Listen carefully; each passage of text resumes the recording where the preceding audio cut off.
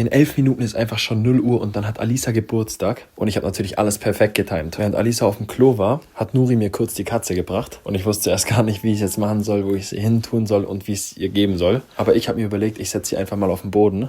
Und ich war richtig überfordert, weil sie die ganze Zeit weglaufen wollte. Aber dann kam Alisa rein und seht einfach selbst.